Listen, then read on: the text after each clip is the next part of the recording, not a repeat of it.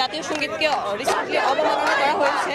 জাতীয় সঙ্গীত, জাতীয় পতাকা এগুলো হচ্ছে সার্বভৌমত্বের প্রতীক। এজ এ বাংলাদেশে এই অবমাননা কোনোভাবেই নেওয়া যায় না। আমার কাছে মনে হয় যারা এই জাতীয় সঙ্গীতটাকে অবমাননা করে তারা বাংলাদেশের স্বাধীনতাকে অস্বীকার করে। তারই প্রতিবাদে আমরা সবাই আজকে সমবেত হয়ে জাতীয় সঙ্গীত গাইছি।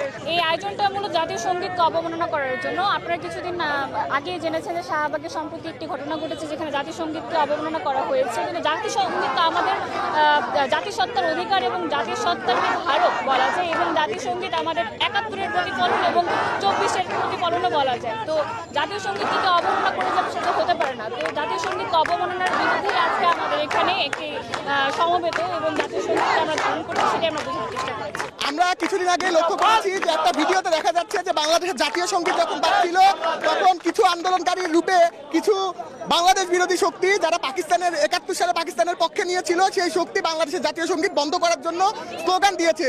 তা আমরা তারই প্রতিবাদ করার জন্য যে এই বাংলাদেশ আমাদের সবার, আমরা আন্দোলন করেছি আওয়ামী লীগকে নিষিদ্ধ করার জন্য, কিন্তু এই বাংলাদেশ আমাদের সবার, আমরা সেই বাংলাদেশ ওন করি। এই বাংলাদেশের জাতীয় সঙ্গীতকে যারা অপমান করবে তাদেরকে আমরা এভাবেই বারবার জবাব দিব।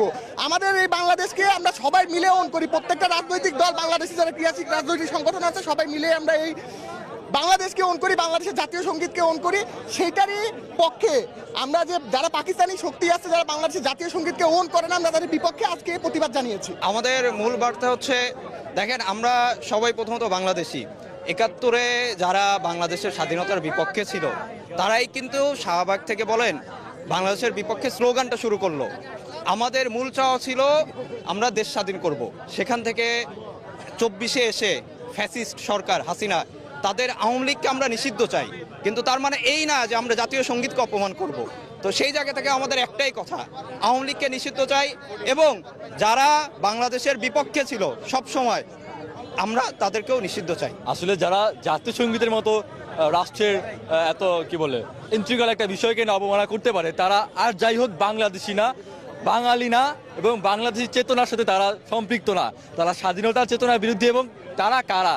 তারা হচ্ছে সেই ৭১-এর যুদ্ধ অপরাধের সাথে যারা জড়িত ছিল তাদেরই উত্তরসূরি। এবং শুধু উত্তরসূরি এমনটা না, তার যুদ্ধ অপরাধীরা যে চেতনা লালন করতো এখনকার যুগে তারা সেই চেতনায় লালন করে।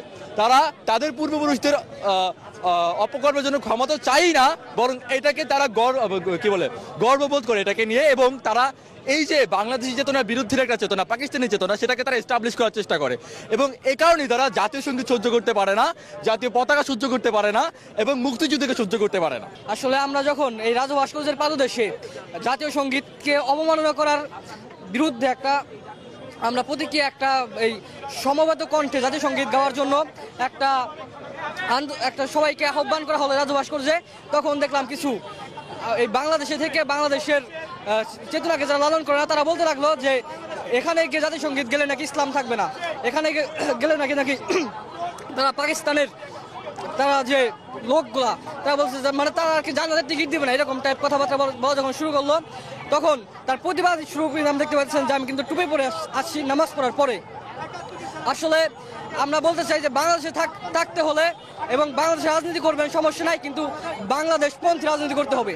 আমরা দেখেছি শাহবাগের ছাত্র জনতার একটা ফ্যাসিবাদ বিরোধী আন্দোলনের শাহবাগের মতো একটা গুরুত্বপূর্ণ জায়গায় যেখানে আমাদের ভাই বোনেরা দেশাত্মবোধ চেতনা থেকে তারা এই জাতীয় সঙ্গীত গাইতে গেল, তারা সেখানে কিন্তু তারা জাতীয় সঙ্গীত গাওয়ায় বাধা দিয়েছে। এই সেখানে তো আপনারাও ছিলেন আন্দোলন, আপনারা ছিলেন না?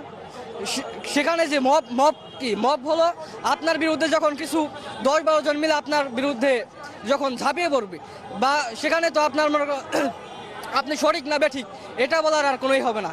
আর সেখানে আমরা যারা ছিলাম তারা যদি সেখানে গিয়ে তাদেরকে প্রতিহত করার চেষ্টা করা হলে তো সেখানে রক্তাক্ত পরিবেশ তৈরি হতো, সেটা তো কেউ চায়নি। আমরা আমাদের জায়গা থেকে যতটুকু ভূমিকা ততটুকু রাখার চেষ্টা করতেছি। বাংলাদেশের সরকার আছে, তারা তাদের জায়গা থেকে যেহেতু তারা জাতীয় সঙ্গীত অবমাননা মানে রাষ্ট্রদ্রোহিতার সামিল আমরা মনে করি, এমনকি আমাদের বাংলাদেশের যে সংবিধান আছে সেখানেও জাতীয় সঙ্গীত অবমাননার সাথে রাষ্ট্রদ্রোহিতার সামিল বলে উল্লেখিত।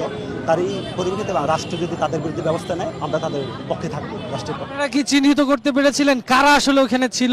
আমরা যেহেতু আপনারা দেখে থাকবেন বাংলাদেশ বিরোধী রাজনীতি কারা করে, সাম্প্রতিক সময়ে আপনারা যত 5 তারিখ পরবর্তী সময়ে আপনারা দেখবেন কারা পিণ্ডের দাসত্ব করে।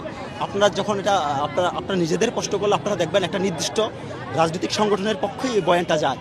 তারই পরিপ্রেক্ষিতে আমরা যারা সাধারণ শিক্ষার্থী তথা বাংলাদেশপন্থী শিক্ষার্থী আছি তারা আমরা মনে করছি তারা ওই সংগঠনেরই তথা যারা গুপ্ত রাজনীতি করার চেষ্টা করছে ক্যাম্পাসে যারা পাকিস্তানের দাসত্ব কায়েম করার চেষ্টা করছে আমাদের সোনার বাংলাদেশে, আমরা তাদেরকে সন্দেহের জায়গায় রাখবো এবং রাখার চেষ্টা করতেছি। এখন আপনি কি এমন ঐক্য করবেন যে ঐক্য করলে আপনি আপনার নিজের প্রোগ্রামে জাতীয় সঙ্গীত গাইতে পারবেন না? আমরা কি এই বাংলাদেশ দেখার জন্য অভ্যুত্থান করছি? আমরা কি এই বাংলাদেশ দেখার জন্য 71 করছি? কোনোভাবেই না। কাজে ন্যূনতম ঐক্য লাগবে, কিন্তু সেটা কোনোভাবেই 71-এর গণহত্যাকারীকে স্পেস দেওয়ার মধ্যে দিয়েও না, 24-এর গণহত্যাকারীকে স্পেস দেওয়া। তারা পিছনের দরজা দিয়ে আবার আঘাত হানার চেষ্টা করতেছে। সেই জায়গা থেকে আমরা আজকে যে প্রতিবাদ, সম্মিলিত প্রতিবাদ, বাংলাদেশ পন্থীদের সম্মিলিত প্রতিবাদ, সেই প্রতিবাদ আজকে পোর্ট্রেট করতেছে, প্রমাণ করতেছে না যারা হচ্ছে নতুন করে আবার স্যাবোটেজ করার চেষ্টা করবে, পিছন থেকে আঘাত করার চেষ্টা করবে, টুটি চেপে দেওয়ার চেষ্টা করবে, সার্বভৌমত্বে আঘাত করার চেষ্টা করবে, সার্বভৌমত্ব নিয়ে বাধা দিবে, তাদেরকে আমরা একটা বার্তা দিয়েছি না বাংলাদেশ পন্থীরা এখনো জীবিত আছেন, এখনো উজ্জীবিত আছেন। আর বাংলাদেশ পন্থীরা জেগে থাকতে, বেঁচে থাকতে কেউ আবারও 71-এ যেভাবে হচ্ছে গিয়ে স্যাবোটেজ করার চেষ্টা করতেছে, এখন